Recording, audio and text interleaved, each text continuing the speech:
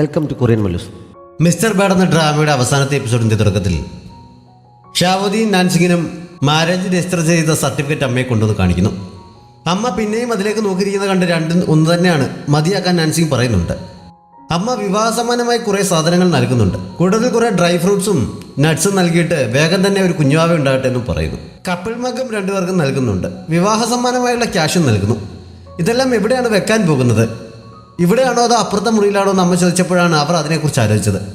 സീഷൻ ഇപ്പോഴും അപ്പുറത്ത് തന്നെയാണല്ലോ താമസം മാറണമെന്ന് നേരിട്ട് പറയാതെ വെള്ളിയാഴ്ച വിവാഹം കഴിഞ്ഞാൽ ഷാവോദി എന്നെ ഇങ്ങോട്ടേക്കാണ് കൂട്ടിക്കൊണ്ട് വരുന്നത്.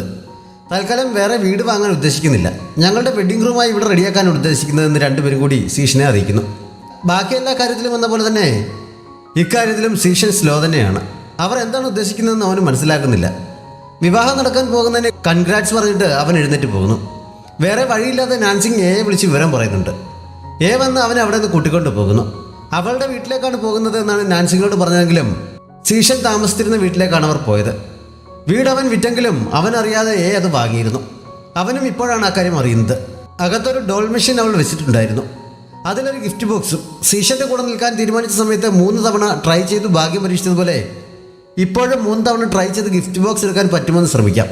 അതിന് കഴിഞ്ഞാൽ ശമ്പളമൊന്നുമില്ലാത്ത വളരെ ബുദ്ധിമുട്ടുള്ള ഒരു ജോലിയുണ്ട്, അത് ഏറ്റെടുക്കണമെന്ന് അവൾ പറയുന്നു. അവൾ തന്നെ അത് എടുക്കാൻ ട്രൈ ചെയ്യുന്നുണ്ട്. 2 തവണ ശ്രമിച്ചിട്ടും നടക്കാഞ്ഞപ്പോൾ 3ാമത്തെ തവണ ഞാൻ ശ്രമിക്കാമെന്ന് പറഞ്ഞ് അവൻ കോയിൻ വാങ്ങുന്നു. ഇത്തവണ അവനതെടുക്കാൻ കഴിയുന്നുണ്ട്. ഗിഫ്റ്റ് ബോക്സിനുള്ളിൽ ഒരു റിംഗ് ആയിരുന്നു. ഞാൻ എൻ്റെ ഇഷ്ടത്തിനാണ് എടുത്തത്, നിനക്ക് അതിന് പ്രശ്നമൊന്നും ഉണ്ടാവില്ലല്ലോ എന്ന് എ ചോദിക്കുന്നുണ്ട്. സീഷൻ അത് കയ്യിൽ വാങ്ങി അവിടെ മുട്ടുകുത്തിയിരുന്നു കൊണ്ട് അവളെ പ്രപ്പോസ് ചെയ്യുന്നു. വിവാഹത്തിന് സമ്മതം അറിയിച്ചുകൊണ്ട് അവൾ കൈനീട്ടിയപ്പോൾ അവൻ മോതിരം ഇട്ട് കൊടുക്കുന്നു. അതിനുശേഷം അവളെ കിസ് ചെയ്യുന്നുമുണ്ട്. നാൻസിങ്ങിൻ്റെയും ഷാവോദിയുടെയും വിവാഹ ദിവസമായിരിക്കുന്നു. ഫംഗ്ഷൻ നടക്കുന്ന ഹാളിൽ പുറത്തു വെച്ചിരിക്കുന്ന ഫോട്ടോയ്ക്ക് അരികിൽ നിന്ന് അടുത്തതായി നമ്മുടെ കൂട്ടത്തിൽ ആരുടെ വിവാഹമായിരിക്കും നടക്കാൻ പോകുന്നതെന്നുള്ള ചർച്ചയിലാണ് ജിയോയും സംഘവും. അപ്പോഴാണ് എയും സീഷനും കൂടി അവിടേക്ക് വന്നത്. അവർ ഹായ് പറഞ്ഞ് പോയി കഴിഞ്ഞപ്പോൾ അടുത്തതായി നടക്കാൻ പോകുന്ന അവരുടെ വിവാഹമായിരിക്കും എന്ന് ഉറപ്പായി എന്ന് ജിയോ പറയുന്നുണ്ട്. ചടങ്ങുകൾ തുടങ്ങിയിരിക്കുന്നു. സിസിയും ഹാവോയുമാണ് വധൂവരന്മാരുടെ മെയ്ഡ്സായി കൂടെയുള്ളത്. അമ്മയാണ് നാൻസിങ്ങിനെ കൈ പിടിച്ച് കൊണ്ടുവന്നത്. നാൻസിങ്ങിനെ കുറിച്ച് പറഞ്ഞ് അവളെ അവൻ്റെ കയ്യിലേക്ക് ഏൽപ്പിച്ചപ്പോൾ അമ്മയുടെ കണ്ണ് നിറയുന്നു. അവൾ കരയുന്നുണ്ട്. അതിനുശേഷം നാൻസിങ്ങും ഷാവുദ്ദിയും പരസ്പരം രണ്ടുപേരെ കുറിച്ച് പറയുന്നതിനിടയിൽ രണ്ടുപേരും കരയുന്നുണ്ട്. കണ്ടുമുട്ടാൻ കഴിഞ്ഞതും ഒരുമിക്കാൻ കഴിഞ്ഞതും രണ്ടുപേരും ഭാഗ്യമായി കാണുന്നു. പറയാനുള്ളതൊക്കെ പരസ്പരം പറഞ്ഞു കഴിഞ്ഞപ്പോൾ മോതിരം മാറ്റം നടത്തുന്നു. കിസ് ചെയ്യാൻ കൂട്ടിയിരുന്നവരെല്ലാം വിളിച്ചു പറഞ്ഞപ്പോൾ ആ ചടങ്ങ് നടത്തുന്നുണ്ട്. അടുത്തതായി വധു ബൊക്കെ എറിയുന്ന ചടങ്ങാണ്. സിംഗിളായിട്ടുള്ളവരെല്ലാം ഒരുമിച്ച് നിൽക്കാൻ പറഞ്ഞപ്പോൾ കുറേ പേർ എഴുന്നേറ്റ് മുന്നിലേക്ക് വന്ന് നിൽക്കുന്നുണ്ട്. ജിയോയും സിസിയും എല്ലാം കൂട്ടത്തിലുണ്ട്. ആ ബൊക്കെ പിടിക്കുന്ന ആളുടെ വിവാഹമായിരിക്കും അടുത്തതായി നടക്കാൻ പോകുന്നത് എന്നാണ് വിശ്വാസം. നാൻസിങ് ബൊക്കെ എറിഞ്ഞപ്പോൾ ഹാവോ ചാടി വീണ് അതും സിസിയെയും കൂടി പിടിക്കുന്നുണ്ട്. അവൾ അവനെ തള്ളി മാറ്റിയിട്ട് ദേഷ്യപ്പെട്ടപ്പോൾ അവളെ ഇഷ്ടമാണെന്നുള്ള കാര്യം ഹാവോ തുറന്നു പറയുന്നു. അതെനിക്കറിയാം, നീ ഇങ്ങനെ പബ്ലിക്കായി പറയണ്ട എന്ന് പറഞ്ഞ് അവൾ അവൻ്റെ കയ്യിൽ നിന്ന് ബൊക്കെ വാങ്ങുന്നു. ഹാവോ സന്തോഷം കൊണ്ട് അവളെ കെട്ടിപ്പിടിക്കുന്നു. ഷാവോദ്ദീൻ നാൻസിങ്ങിനെയും കെട്ടിപ്പിടിക്കുന്നുണ്ട്. ചടങ്ങൊക്കെ കഴിഞ്ഞ് വീട്ടിലെത്തിയപ്പോഴേക്കും എല്ലാവരും ക്ഷണിച്ചിരുന്നു. നാൻസിങ്ങും ഷാവോദ്ദിയും അമ്മയ്ക്കൊപ്പം സാധനങ്ങൾ വയ്ക്കാൻ അവിടേക്ക് ചെല്ലാൻ ഒരുങ്ങിയെങ്കിലും ഇതൊക്കെ ഞാൻ നോക്കിക്കൊള്ളാം, നിങ്ങൾ മുറിയിലേക്ക് പോയി ചെയ്യേണ്ട കാര്യങ്ങൾ ചെയ്യാൻ പറഞ്ഞ അമ്മ അവരെ മുറിയിലേക്ക് പറഞ്ഞയക്കുന്നു. അങ്ങനെ അവരുടെ ഫസ്റ്റ് നൈറ്റ് എത്തിയിരിക്കുകയാണ്. രണ്ടുപേർക്ക് നല്ല ചമ്മലുണ്ട്. എങ്കിലും പതുക്കെ കിസിയുടെ കാര്യങ്ങൾ മുന്നോട്ട് പോകുന്നു. നാൻസിങ്ങിൻ്റെ അനുവാദം വാങ്ങിയാണ് അവൻ ഓരോന്നും ചെയ്തത്. അടുത്ത ദിവസം രണ്ടുപേരും കൂടി അവളുടെ അച്ഛനെയും ഷിയോജിനെയും കാണാനായി പോകുന്നുണ്ട്.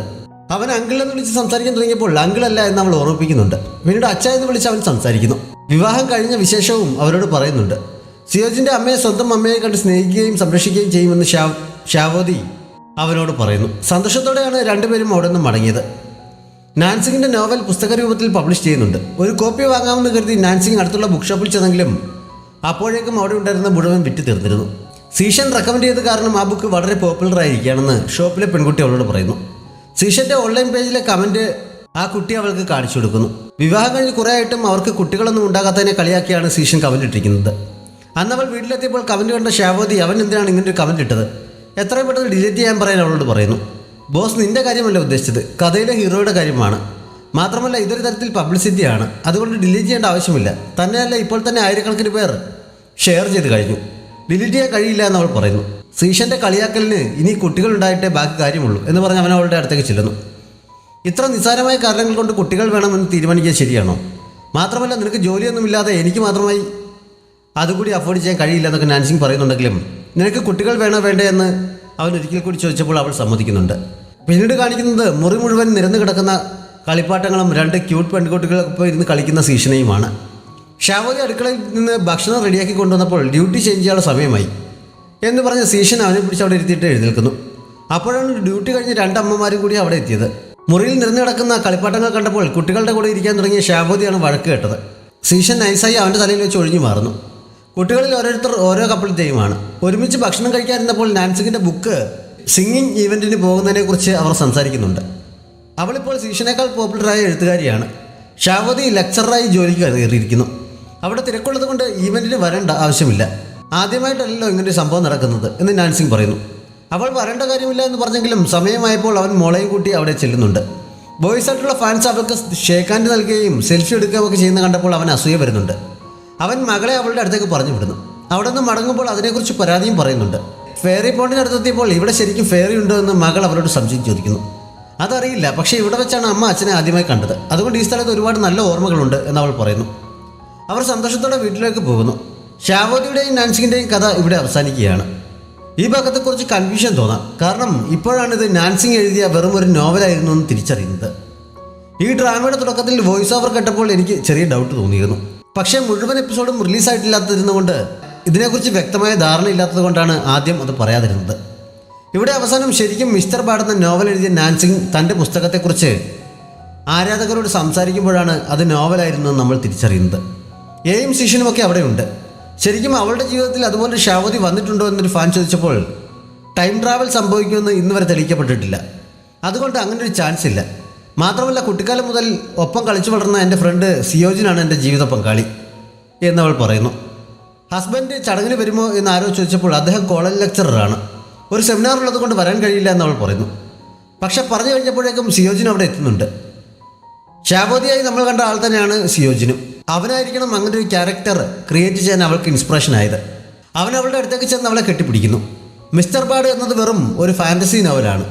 നിങ്ങളുടെ ജീവിതത്തിൽ ഉണ്ടാകുന്ന പ്രതിസന്ധികളെ പ്രതീക്ഷയോടെ തരണം ചെയ്യാനുള്ള ധൈര്യം നിങ്ങൾക്ക് ഈ നോവൽ വായിക്കുന്നതിലൂടെ കിട്ടിയാൽ അതാണ് ഏറ്റവും വലിയ കാര്യം എന്ന് അവിടെ കൂടിയിരുന്നവരെ പറഞ്ഞിട്ട് അവൻ അവളെ കിസ് ചെയ്യുന്നിടത്ത് ഈ ഡ്രാമ അവസാനിക്കുകയാണ്. മറ്റൊരു പുതിയ ഡ്രാമയുമായി ഉടനെ കാണാം.